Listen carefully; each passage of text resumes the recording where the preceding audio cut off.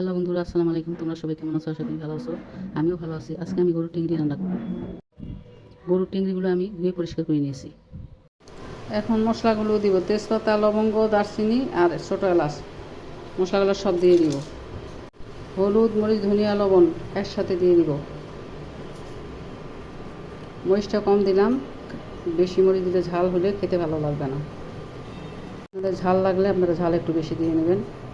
আমরা একটু কম ঝালেই খাইতে নেব মধ্যে। এখন আদা রসুন বাটা দিয়ে দিব।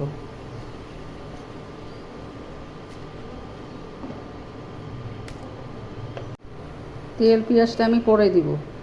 এখন আমি পানি দিব। এখন নেড়ে ছেড়ে আধা ঘন্টার মতো রেখে দিব, তারপরে চুলায় বসিয়ে দিব আরও পানি দিয়ে।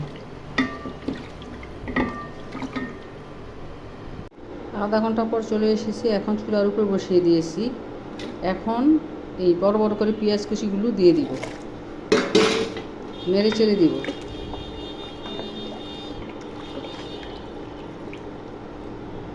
এখন ঢেকে দিব, ঢাকনা উঠাই।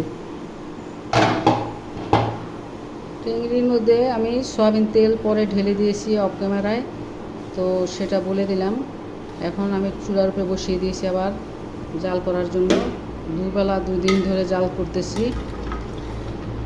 দেখা যাক কতদূর হয় দেখি।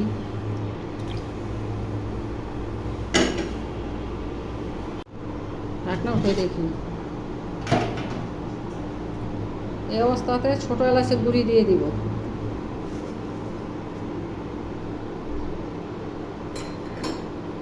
নেড়ে ছেড়ে দিই। গরুর টেংরি অনেকটাই হয়ে আসছে।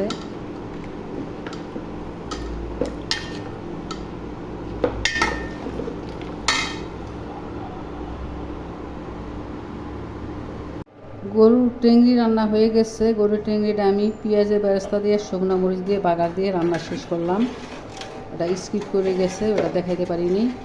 4 দিন ধরে দুবেলা করে জাল করেছি, এখন এটা হয়ে গেছে।